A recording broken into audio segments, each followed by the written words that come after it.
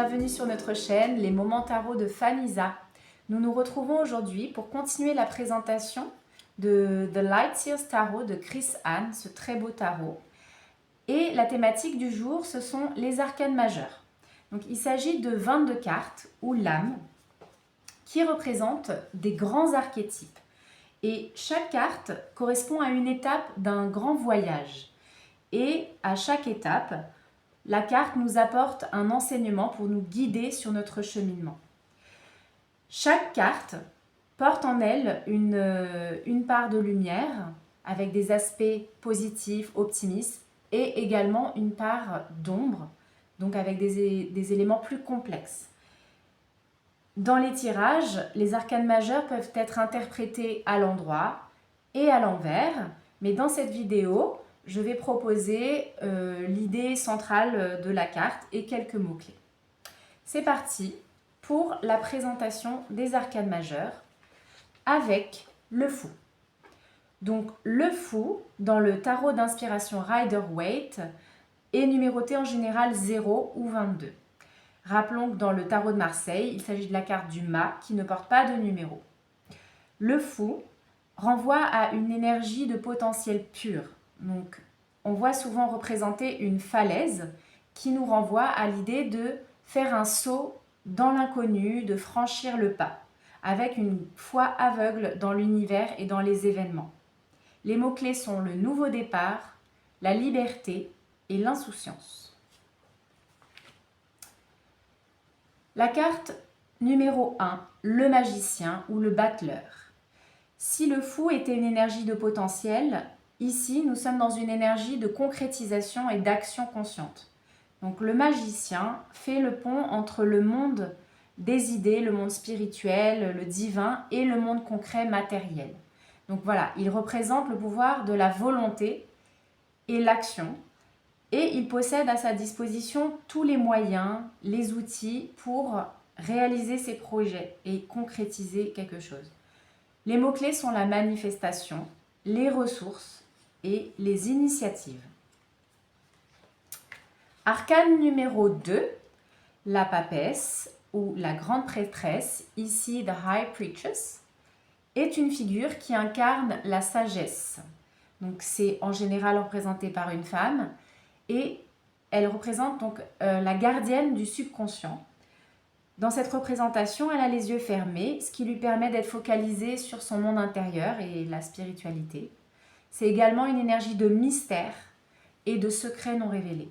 Les mots-clés sont l'intuition, la sagesse et la connaissance. Arcane numéro 3, l'impératrice, The Empress, est également une énergie féminine, mais ici, c'est l'abondance manifestée. Donc il y a une notion d'explosion de vie. On peut souvent, parfois voir une représentation de femmes enceintes comme ici, donc qui nous renvoie à l'idée de gestation, qui peut être réelle ou symbolique, avec une notion de fertilité. Donc on peut être en présence de l'éclosion d'un projet et d'une réalisation, de créativité, quelque chose qui prend vie. C'est une carte avec une énergie de protection et de bienveillance, un peu comme une mère nourricière. Donc les mots-clés sont la fertilité, la créativité et l'abondance. Arcane numéro 4, l'empereur, The Emperor. Ici, nous avons affaire à une figure patriarcale classique, avec une énergie d'ordre, de stabilité et une domination de la raison. Donc on voit ici un pion d'échec et un échiquier, avec cette notion de stratégie, de placer ses pions. Donc c'est une énergie ancrée et assurée. Les mots-clés sont la structure, l'autorité et la stabilité et le leadership. Arcane numéro 5, donc le pape ou le hiérophante. Ici, nous n'avons pas la représentation plus habituelle avec les disciples, mais nous sommes dans une énergie de transmission. Le pape est un professeur, un conseiller, donc c'est la voie de l'expérience. Cette carte parle également d'intégration sociale et de tradition. Les mots-clés sont l'éducation, les rituels et la foi. Arcane numéro 6, les amoureux ou encore les amants, the lovers en anglais. Donc ici, c'est une énergie d'harmonie et d'union entre différentes polarités. Par exemple, le pôle masculin, le pôle féminin, entre les pensées, les ressentis. Donc il s'agit également de faire des choix qui résonnent avec le cœur. Donc des choix alignés. Les mots-clés sont l'amour, les valeurs, les décisions. Arcane numéro 7, le chariot. Donc ici, on est dans une énergie de mouvement très fort et de triomphe. Donc on peut voir un conducteur qui guide sa monture sans rêne, juste par la force de la volonté et de l'intention. Donc il s'agit de suivre son chemin, malgré des forces qui peuvent être parfois contradictoires. Donc on peut voir un cheval blanc, un cheval noir. Dans d'autres représentations, il s'agit d'un sphinx. Et ça renvoie à notre part d'ombre, nos peurs et notre part de lumière, notre confiance. Les mots-clés sont la victoire, le contrôle, la détermination et la volonté. Alors, l'arcane majeur numéro 8, dans le Rider-Waite, il s'agit de la force, the strength. Il faut savoir que dans le Rider-Waite, par rapport au tarot de Marseille, le 8 et le 11 sont inversés, la force et la justice. Donc ici, la force nous parle de la sublimation des instincts. Il s'agit de vaincre, non pas par la force physique et par la violence, mais par la douceur, le calme intérieur et l'intelligence. Donc c'est une énergie de maîtrise de soi. On peut voir ici une représentation avec la part sauvage en elle, avec le visage de lion, qui contraste avec le petit agneau dont il faut prendre soin avec douceur. Donc les mots-clés sont la compassion, le courage et l'autocontrôle. Arcane numéro 9, l'ermite. Donc ici, nous sommes en présence d'une énergie d'introspection. Donc c'est l'illumination personnelle. On peut voir sur cette représentation un personnage qui prend de la hauteur, qui se retire du monde pour se recentrer et réfléchir, se concentrer sur sa lumière intérieure qui ensuite pourra le guider sur le chemin. Donc c'est une énergie qui est assez lente et réfléchie. Les mots-clés sont la solitude, la quête intérieure, la sagesse. Arcane numéro 10, la roue de fortune, the wheel. Donc ici, on arrive à une première étape du voyage, à une première fin de cycle, puisque cette carte nous parle de revirement de situation et des cycles du monde extérieur qui nous impactent. Donc on le sait, la vie a ses hauts et ses bas, et cette carte nous enseigne l'acceptation des changements. Ça peut également indiquer une notion de chance et d'opportunité. On a également une notion de prendre son destin en main ou alors, selon les cas, de faire confiance au destin. Les mots-clés sont le changement, le karma et le destin. Arcane numéro 11, la justice. Ici, c'est une énergie d'intégrité et de discernement. Donc on voit un personnage qui a une balance et qui peut, grâce à cela, peser le pour et le contre pour ensuite trancher avec son épée et prendre des décisions. C'est un personnage qui assume ses responsabilités. Ça peut également concerner des questions administratives, de loi et de justice en général. Donc les mots-clés sont l'équilibre, la vérité et la loi. Arcane numéro 12, le pendu, the hangman, qui nous enseigne que pour avancer, il faut parfois s'arrêter, lâcher prise, arrêter de lutter. Voilà, parce que là, on a une notion de blocage, mais qui n'est pas source de souffrance. Donc, on s'impose ou on nous impose de la patience. Et grâce à cette pause, on peut changer de position et changer de vision. Donc, on voit ici un halo de lumière avec un nouvel éclairage. Donc, les mots-clés sont les nouvelles perspectives, le sacrifice et la patience. Arcane numéro 13, la mort, arcane sans nom dans le tarot de Marseille. Ici, la carte s'appelle Death and Rebirth, puisqu'il s'agit d'une mort symbolique, d'une fin, mais qui ouvre des perspectives. Donc c'est une transformation profonde, une métamorphose, un peu comme le serpent qui change de peau, qui mue. Donc il y a une notion d'impermanence, une énergie d'impermanence. Donc il faut accepter également ici de laisser le passé derrière soi pour laisser place au neuf. Les mots-clés sont la transformation, les fins, le renouvellement.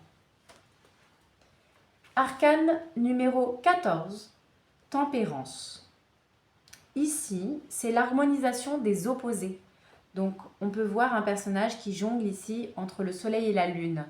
Donc c'est le calme dans la tempête et la sérénité. Il y a également une notion d'union et de faire des compromis. Donc une expression courante qui représente bien cette carte, c'est mettre de l'eau dans son vin. Les mots-clés sont la modération, l'équilibre et l'harmonie. Arcane numéro 15, le diable. Donc ici, contrairement à la tempérance qui était modération, le diable nous parle d'excès. Il symbolise tout ce qui peut enchaîner l'homme, les addictions, les peurs, l'argent. Donc on peut voir ici un personnage qui dirige un pantin grâce à des fils. Donc il y a une idée de soumission également. C'est la domination des désirs sur la raison. Donc c'est une carte de pouvoir. C'est le miroir de nos parts d'ombre, mais comme je le disais en introduction, chaque carte a sa part de lumière et ça peut nous parler de passion, d'être rusé. Les mots-clés sont le matérialisme, la tentation, les liens toxiques. Arcane numéro 16, la tour ou la maison de Dieu dans le tarot de Marseille. Donc ici, c'est une énergie de destruction. Quelque chose vient de l'extérieur, comme on peut voir cet éclair, qui vient frapper un coup fort et qui chamboule tout. Donc on vient faire table rase pour ensuite reconstruire des bases plus stables et plus saines. Donc c'est le chaos avant le nouvel ordre. Il y a un caractère inévitable, donc ça peut être une grande nouvelle, un grand changement, un bouleversement.